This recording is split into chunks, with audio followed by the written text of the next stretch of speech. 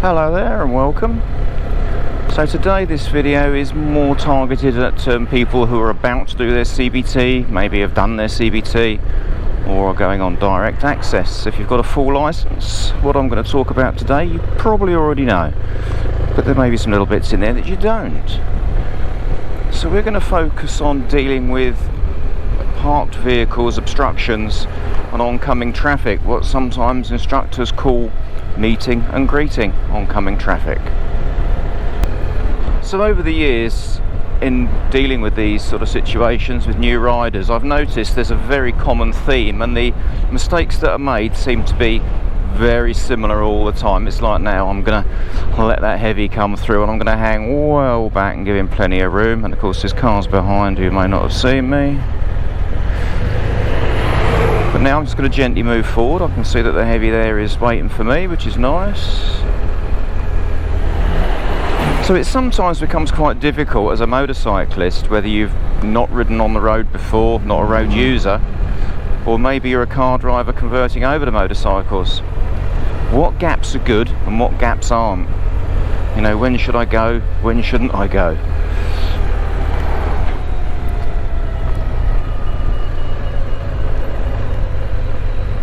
And so we'll have a little look in this video and look at some of the common faults that I see on a regular basis. So like now, I'm going to just hang back a little bit and I'm out towards the offside of my line and look at the gap I've got. And I want to be as equidistant as I can between hazards. So one of the basic rules that we're always going to stick by is the less space you have around you, the slower you go. If you decide that it's safe to go faster, you've got to make sure you're well clear of any obstructions. So the less space, slower you go. The more space, potentially the faster you might be able to go. So when we look at traffic on our side of the road, we've got to make sure we don't cause another vehicle to change speed or direction. Because if you do, certainly on your test, that will result in a fail. And so it can sometimes be a fine line between causing another road user to change speed or direction and whether they actually choose to because you've already committed. So like here, I can't see around the bend, so it's my responsibility not to go around those parked cars until I know it is safe to use the other side of the road, because it's not my right of way. Which means I can't just go tearing past the cars because there's an obstruction on my side. It's like where it's staggered here. Who has the right of way here? Well, could be either, couldn't it really? So in a way you're looking at who has legitimately committed first.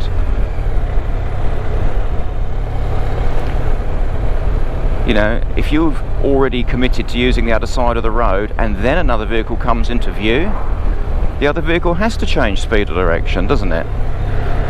So you could argue, well, you caused that, but that's not what we mean.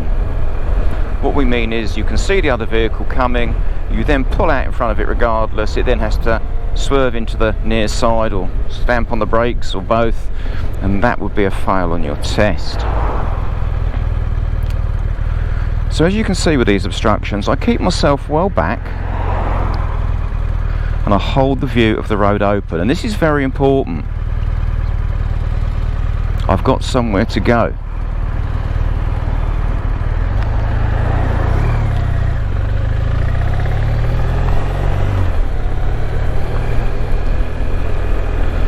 So we've got a series of parked cars here, and what we endeavour to do with a series of parked cars is not to keep it going in and out of the gaps. Now if I need to, I will. But I'm trying to choose the smoothest line through those parked vehicles that I can legitimately achieve.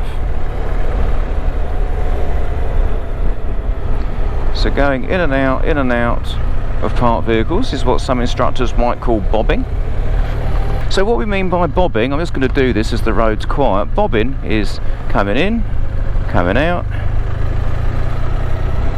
coming in, coming back out. So in other words, it's going into the gap on each parked vehicle like you would do on a pedal cycle. We don't do it on a motorcycle. It's very disadvantageous, it confuses other road users. So yes, those gaps are important because we will very often need to return to those gaps, but what we'll do, we'll just drop behind the white line. We don't go all the way into the gap. So it's like here, for example, do I need to go into the gap? If someone comes around the corner, I'm only going to go into the gap enough that they can clear me safely, and then I'll come back out again. I don't drop right back into the centre of the lane, position 2, or in some cases, like I've seen, almost towards the curb, because you're never going to get out again very easily, are you? And if you have a vehicle following you, they're likely to just overtake you, and we don't want that. So where is my right of way? I'm going to hold my position and encourage that vehicle to take a gap, but I've got to be prepared to bail out if he doesn't. So very often moving to the left immediately would suggest to that vehicle he can come through, and it might end up being a pretty tight gap between me and the parked vehicle, and that's not desirable.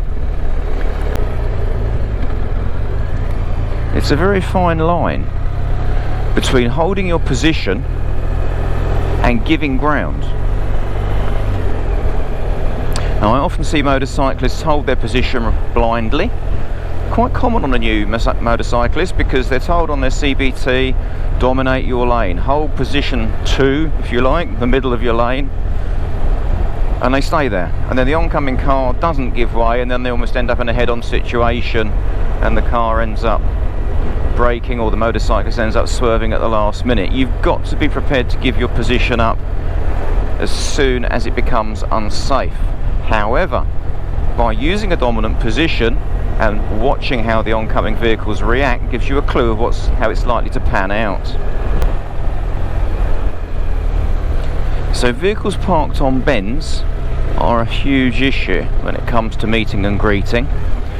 And I very often see new riders, like this car here, it's on a bend, they'll see, oh, the obstruction's on my side of the road, I'm going to go straight round. I can see a reflection of a car coming towards me there in the paintwork. You've got to get a view of the road before you commit to going on the other side of the road. You cannot blindly go onto the other side of the road because you can't see what's coming, and that sounds such an obvious statement to make, yet year in, year out I see riders do it.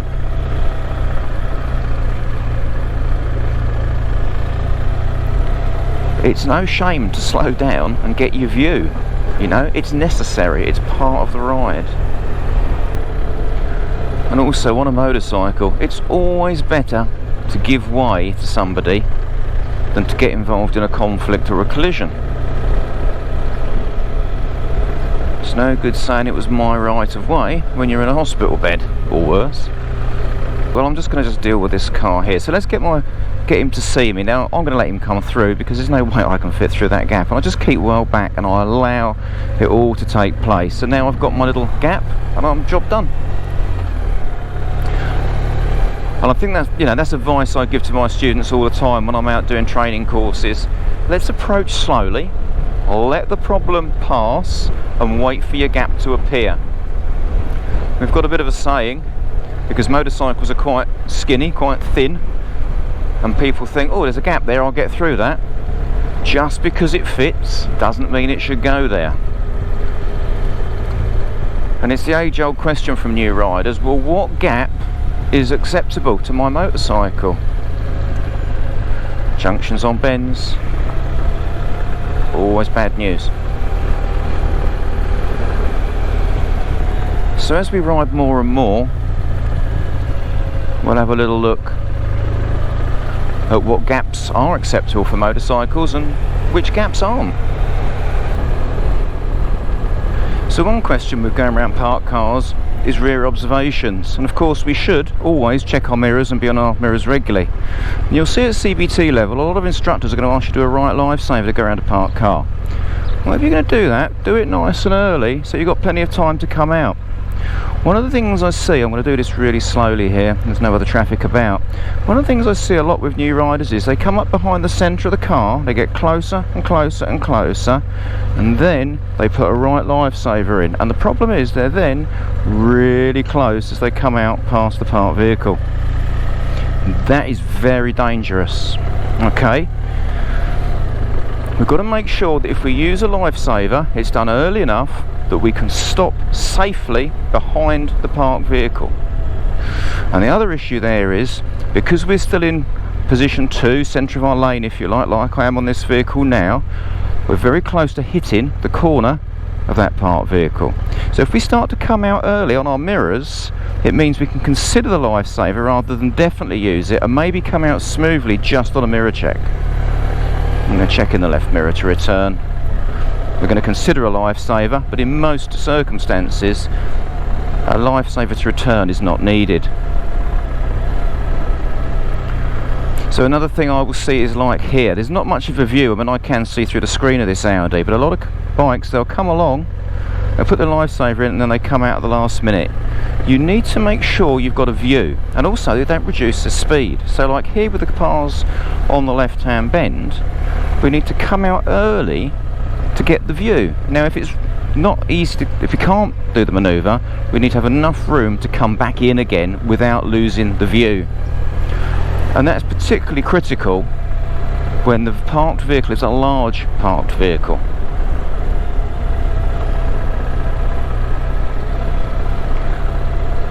Now, the other issue we have to consider as well when we're on the other side of the road are junctions to the offside, because a lot of road users will emerge without checking ahead of them. So you have to be prepared to deal with that and travel at a speed that is appropriate so that you don't come head on with another vehicle. It's like here, I'm passing this junction, I'm covering the horn, you know, could I get closer and get away if I needed to? It's like this one here, let's just, yeah, she's seeing me, that's great.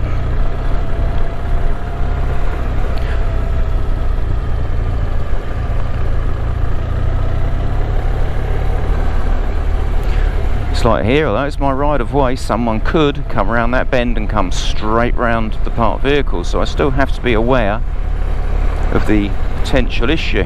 It's like here, this van. Now I'm going to get a view underneath the wheels of the van, and I'm going to move out early. I can see under the wheels. Now that view has gone, but the view's starting to be replaced. Right, there we go. Now I can commit. And that's an important word, commit, because a lot of people aren't prepared to stop.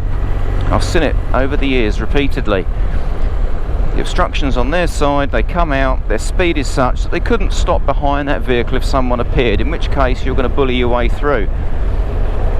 If the oncoming vehicle does not give way to you, that's now a pretty serious incident, isn't it? You can't put your safety in the hands of other road users. You've got to make sure you preserve it yourself. So yeah, how much room do we give to parked vehicles? Well, you'll often hear on your CBT and in your training, stay far enough away from a parked vehicle that if the door were to open, it won't hit you. Really good advice, because if a door swings open, if you hit it, you'll come off. If you swerve to avoid it, you may come into oncoming traffic.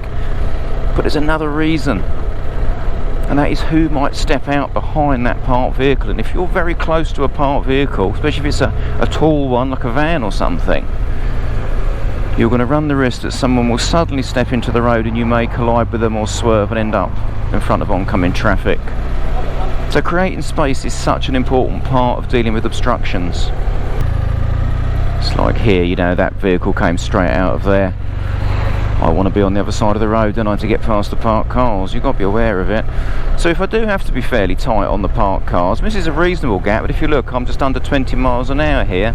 It gives me a chance to look in the car windows. Is anyone actually sat in there? Could that door possibly open? You won't always get a definitive answer, of course. You know, you cannot always be a full car door plus a little bit away from a parked vehicle, but if you've got to be that close, at least be at walking pace so you can react. Don't go fast. It's like where you've got vehicles on both sides of the road, just see how it works out really. Who gets there first? Don't rush, be prepared to hang back, and then when they've gone, you've got plenty of space. And a lot of the time, by just sort of hanging back a little bit and letting those vehicles clear, it takes the difficulty of making a decision, is that gap big enough for me or not? Because actually it's going to be big enough because there's no oncoming traffic. This piece of road here is often fairly difficult because it's just the sort of width where, yeah, you know, you can get two cars along here, but when you get a large vehicle like the one that's coming towards us, and of course if these doors open or the cars try and move away, especially the ones facing us, because they can't see you easily, it's just one of those roads where you've got to be extra cautious, really. You can see how tight the heavy is on that car, and you wouldn't want a door opening and pushing you across, would you? Can that yellow car driver see me? Yep.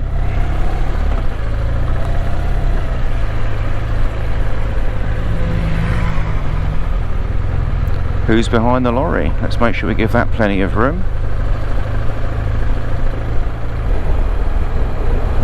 Probably said on one of my other videos, you know, if these cab doors open on these large goods vehicles, they're about head height and they'll come out wide, and you know, your head will basically hit the door if you're too close to it. So yeah, again, give them plenty of room. You can't see past them, someone could step out in front of them. Same with that van there, you see. So now I have to get a bit closer to the oncoming traffic. There's a nasty ridge in the middle of this road, so I'm going a lot slower. Once that traffic's gone, I can have a bit more room, which means I can go a little bit faster. It's always a direct trade-off. Just going to ease off a little bit here. He's on the brakes, but he's still rolling. I just need to be a little bit cautious.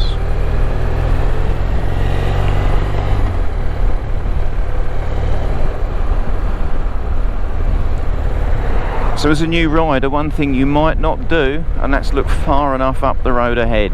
Now, looking well up the road ahead, I mean, my eyes are moving all the time when I'm riding. I'm looking up towards the bend, I can see a vehicle there waiting to pull out on the right, white vehicle, and I'm constantly moving my eyes. This helps massively with your forward planning, and this actually makes dealing with stationary obstructions, parked cars, etc. Are you going to go? Going to cover the brake? No, you're not. By looking well ahead, it will help you to decide what action to take in good time. If you're looking short and riding fast, you will come into conflict with other road users, because you won't have time to react, time to process information. Things are going to seem to happen to you suddenly, and things generally don't happen suddenly on the road. It's just that you weren't looking far enough ahead.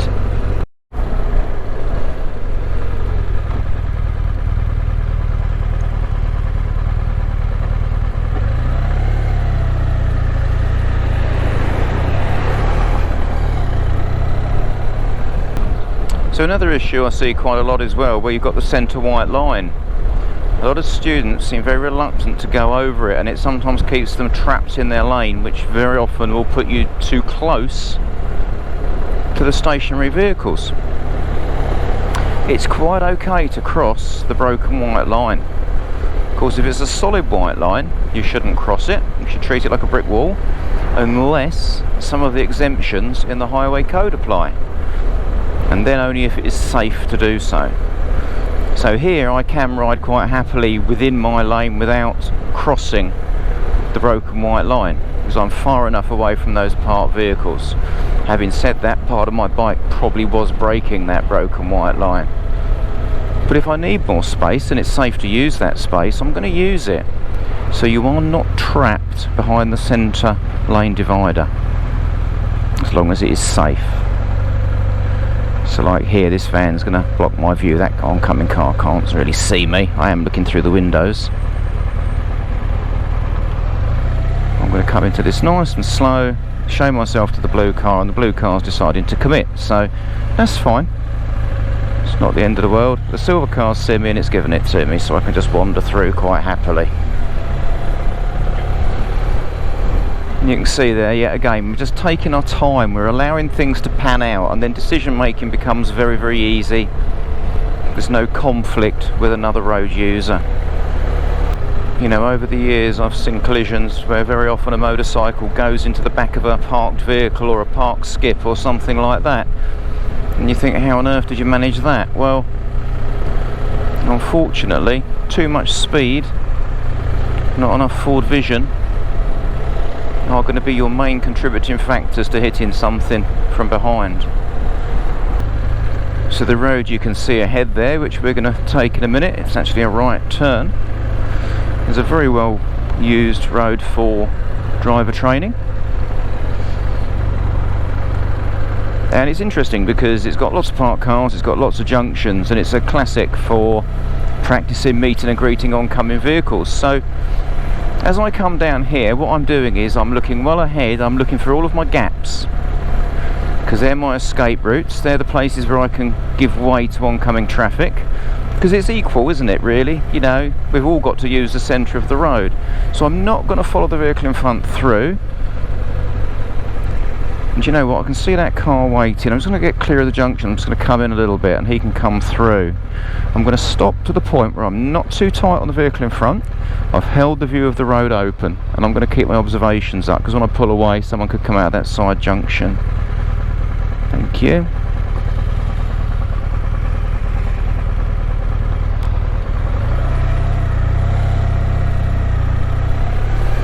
So you can see the red car coming towards us. At some point, if it doesn't turn off, we'll be head to head. So where's my gap? Well, it's behind this black car, isn't it? So I'm just going to drop into the gap, roll off the gas slightly, let the car come through. There's the gap, rear observations, and then take the gap through gently. Good example there of why we shouldn't get too close to a parked vehicle. You know, if that door comes open.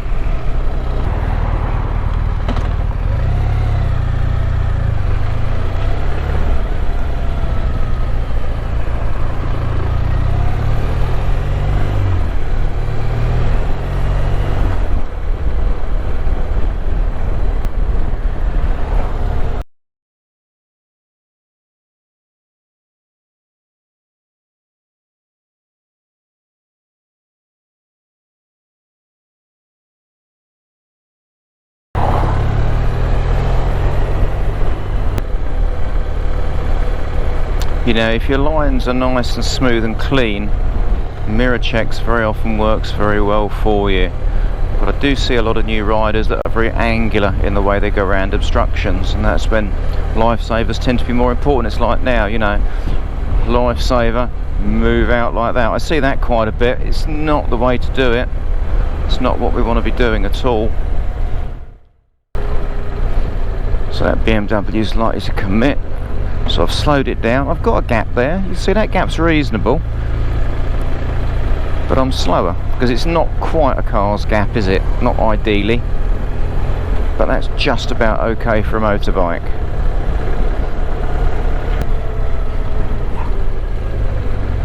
So it's like here, not too close to the van, got to keep the view of the road open. See, what a lot of people do is they get really close like this, and now look, there's no view. Now I need a lifesaver, now got to come out carefully. You mustn't get too close to parked vehicles because it's very disadvantageous. I only did that because I could see there was nothing coming up the road. I wouldn't normally do it, that's not my normal style of riding. It's just to demonstrate to you how that view of the road can disappear quite a lot.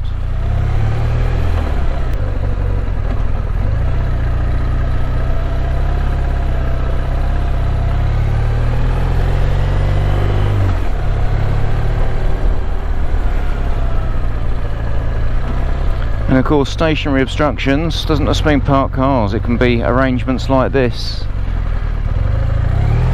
A bit of caution is always good. Never assume that you're going to have the right of way, even if it is technically your right of way. You may come around the bend and find that that road is already being used by somebody else. Okay, so we're coming to the end of this video on meeting and greeting, oncoming traffic and dealing with the parked cars. I hope you find there's been some useful information there for you, and that complements your training that you're about to do or you've already done. The biggest takeaway I can give you on this one is don't go too fast, keep your eyes well up and keep your lines smooth, and don't get too close to those stationary obstructions. And if you follow some of those very basic rules, you'll find that the whole thing becomes quite easy. So, until next time, as always, ride safe and take care.